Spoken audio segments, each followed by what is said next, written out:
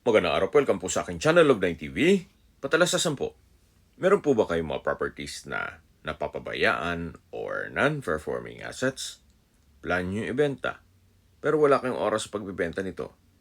Kung ito'y pagkakatiwala nyo po sa amin, tawag lang po kayo sa aking numero, usap po tayo, gawan ko po ng video for free.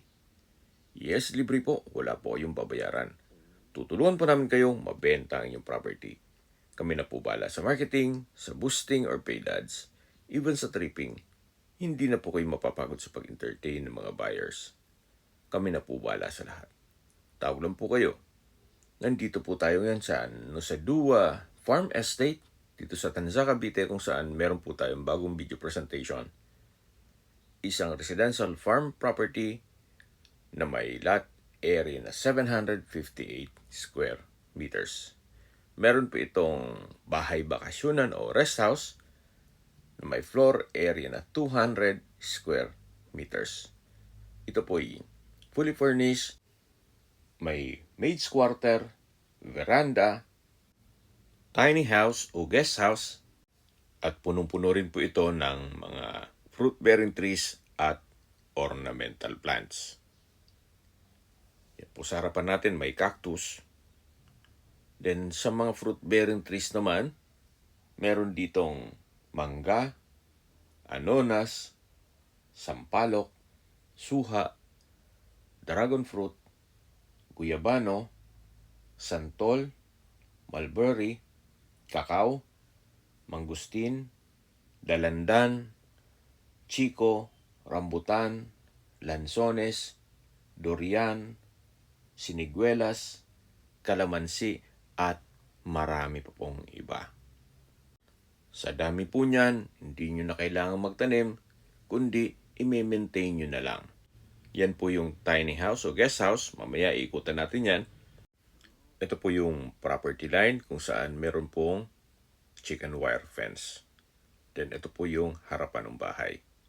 Mapapansin nyo po, ito po'y elevated. At yan po yung carport o garahe. Then may ilang steps ng hagdan papunta dito sa taas.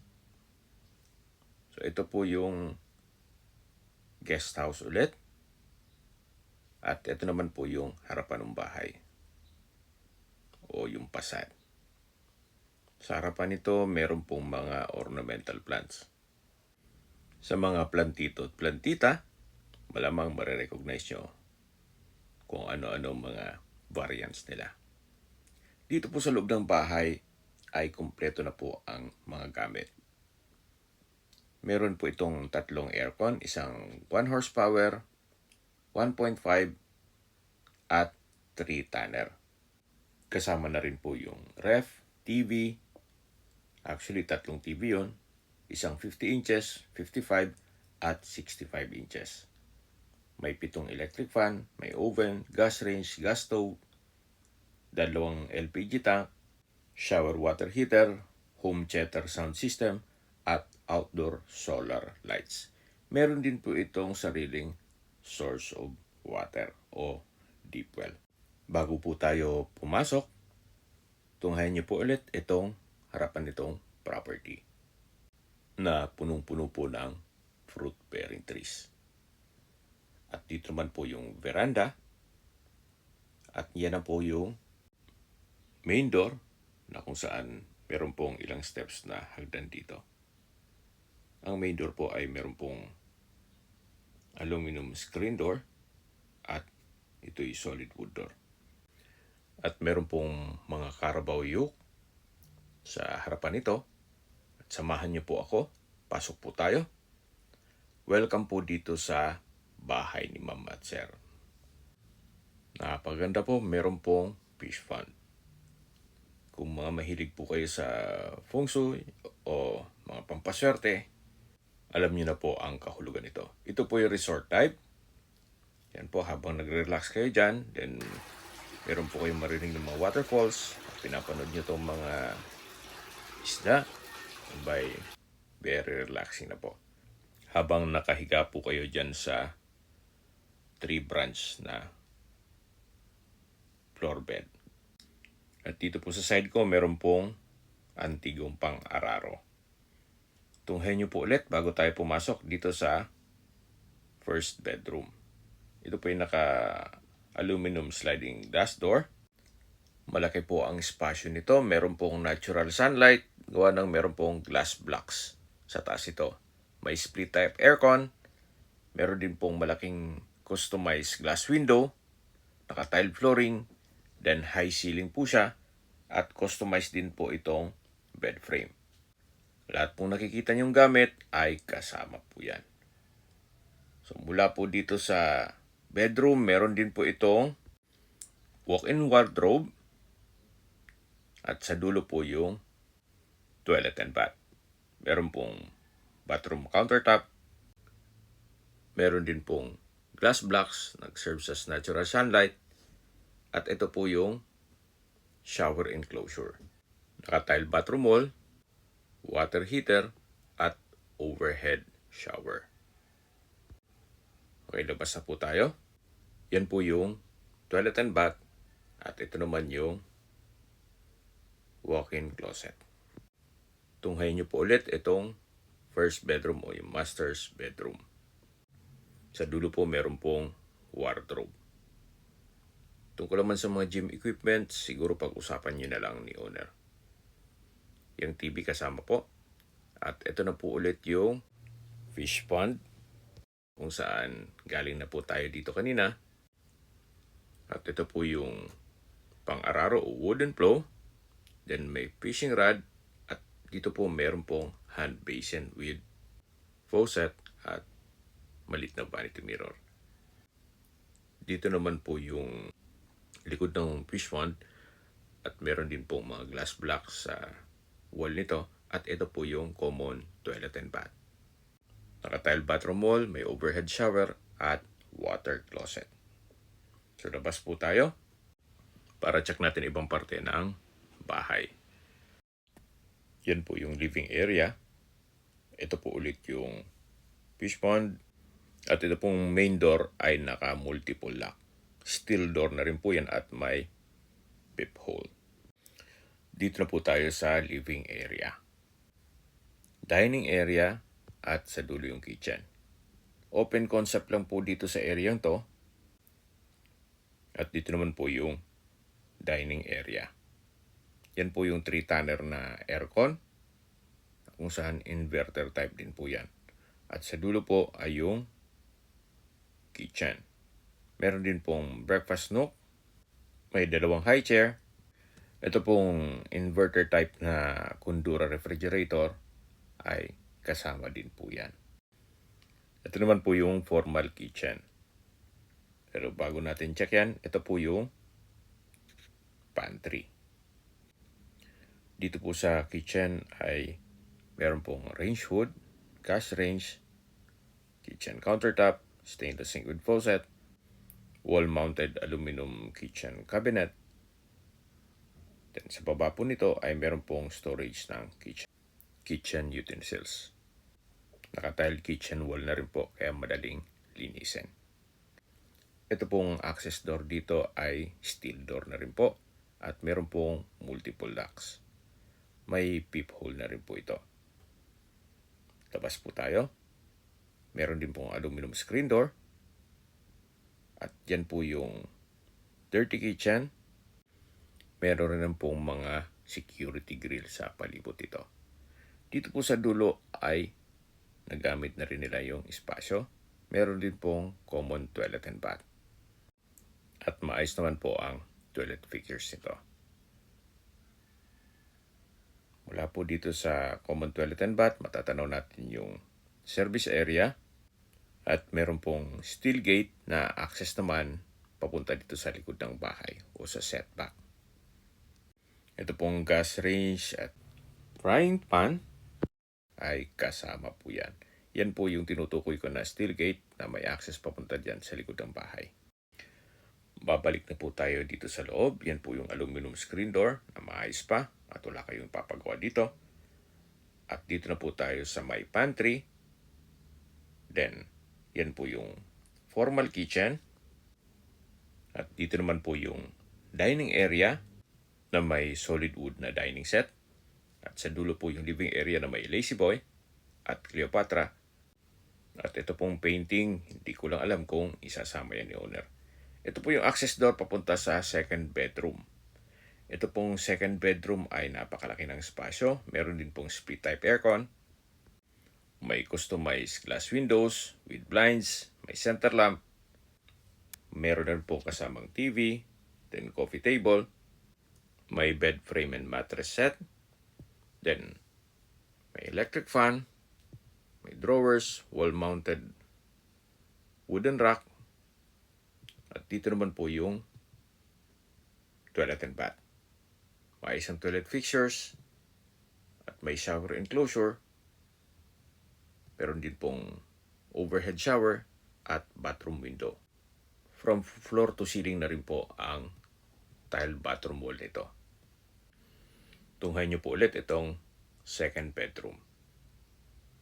Naka-tile flooring na rin at maayos po ang pintura ng ceiling at wall. Meron din pong malaking espasyo dito na pwedeng paglay ng mga kagamitan. Meron din pong bedside table and drawer.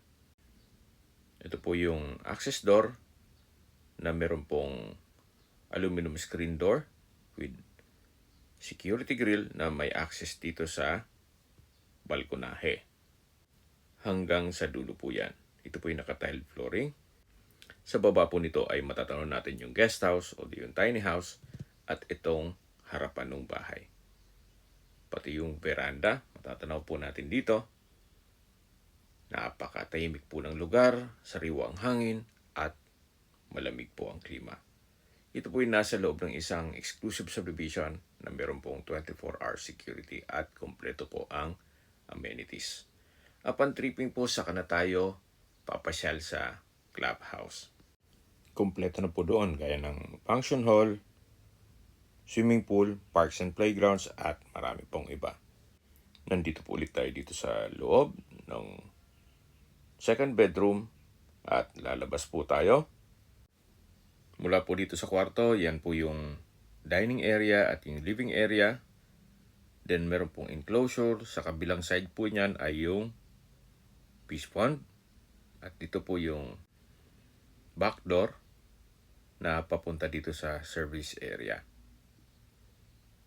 Yan po yung dirty kitchen. At lalabas na po tayo dito sa steel gate. Malaki pa po ang espasyo dito sa likod ng bahay. Yan po yung deep well. Kaya meron na pong sariling source of water. At may filtration na rin po ito. Yan po yung dulong parte na itong property hanggang dun sa kabilang side. Dito po sa taas ng Kakuwate, meron pong dragon fruit at ito pong setback ay mga 4 meters more or less. Meron pong pathway dito at yan po yung property line. Yung meron pong chicken wire. Pababa na po ito hanggang dun sa harapan ng bahay. Habang naglilibot po tayo at pinagmamasdan nyo po itong buong property, summarize ko lang po sa mga nag-skip ng video. Ito pong property ay nasa loob ng isang exclusive subdivision o farm estate na Nusa Dua. Maisingit ko lang po, ito pong deep well ay meron pong filtration. Yan po, mapapansin nyo ilang steps din yan bago pumasok dun sa loob ng bahay. Okay, balik tayo dito sa detalye. May lot area po ito na 758 square meters at may floor area na 200 square meters more or less. Tungkol naman sa dokumento nito, ito po'y titulado, buhay po ang may-ari, kaya wala po kayong maging problema sa documentation o sa transfer ng title. Punong-puno po ito ng fruit-bearing trees gaya ng mangga, anonas, sampalok, suha, dragon fruit, guyabano, santol, mulberry, kakao, mangustin, dalandan, chico, rambutan, lansones, durian, siniguelas, kalamansi at marami po pong iba. Meron din po itong mga iba't ibang uri ng ornamental plants. Ito yung side view nitong bahay na kung saan yan po yung second bedroom. Meron po itong balkonahe at galing na tayo dyan kanina. Dito na po tayo sa side ng tiny house o guest house at yan po yung banyo. Naka-frozen glass, maayos naman ang toilet fixtures, at naka-tiled na rin po ang wall nito. So hindi nyo na kailangan ng ilaw kasi meron na pong natural sunlight. Dito na po tayo sa harapan ulit ng bahay na kung saan meron pong garden set at ito na po yung tiny house. A-frame lang po siya. Maganda disenyo. Meron pong sliding glass door na frozen glass. Kumpleto na rin po ang kagamitan at sa dulo meron ding outlet. Then may sariling ilaw. Sa dulo ay meron pong glass block na nag-serves as natural sunlight. So yan po ang guest house o tiny house. Sa distance, location at travel time portion na po tayo. Mula po sa SM13, ang distance is 4.9 kilometers at ang travel time is 12 minutes kasama na ang traffic. Mula naman po sa All Home, ang distance is 3.3 kilometers at ang travel time is 13 minutes. Mula naman po sa Tanza Hospital, ang distance is 9.9 kilometers at ang travel time is 31 minutes. Mula naman po sa Korea-Philippine Friendship Hospital, ang distance is 5.4 kilometers at ang travel time is 14 minutes. Yan po yung lagi kong binabanggit sa inyo na dapat yung i-consider sa paghanap ng property, yung meron pong malapit na hospital. Hindi ko naman po sinasabing sakitin kayo. Yan naman po for emergency purpose lang naman. Mula naman po sa proposed Bataan Cavite Interlink Bridge, ang distance is 12.9 kilometers at ang travel time is 33 minutes. Kung manggagaling naman po sa Manila o sa airport, ang distance is 35 kilometers at ang travel time is 1 hour and 13 minutes. Mula naman po sa Sangli Point, na kung saan gagawin po itong international airport, ang distance is 22.2 kilometers at ang travel time is 53 minutes. Okay, sa presyo na po tayo. Binibenta po ito ni owner sa halagang 11.8 million pesos. Net. Ibig pong sabihin, si buyer na po ang sasagot sa lahat ng taxes at expenses with regards to documentation. Kung may mga katanungan po kayo, tawag lang po kayo sa aking numero. At sa mga kababayan man natin na sa ibang bansa, meron po akong Telegram. Sa mga iPhone user man, may message. Meron din pong Imo, Skype, Viber at WhatsApp. Same number lang po, 0917-316-3399. Sa mga nagtatanong naman po ng aming Facebook, meron po aming Facebook page na Nov9 TV at Facebook Reels Video. Meron din pong TikTok at Instagram. May ibang YouTube channel po kami na The Nov9 TV channel at Nov9 TV Listings. Sana po naibigan nyo ang aming video presentation. Paki-like and subscribe na po sa aking channel para ma-update din po kayo sa aking future listings. Kung sakali po hanap nyo yung mas malaking sukat na lupa, meron din po kami ibang listings na pwede nyo pagpilian. Huwag po kayo mag-atubiling tumawag sa amin, then let us know your budget para malaman namin kung anong property pwede namin i-alok sa inyo. Sa lahat pong viewers, subscriber at nagtiwala po sa amin, salamat po sa suporta. Ingat po kayo lagi at yung pamilya. Maraming salamat po.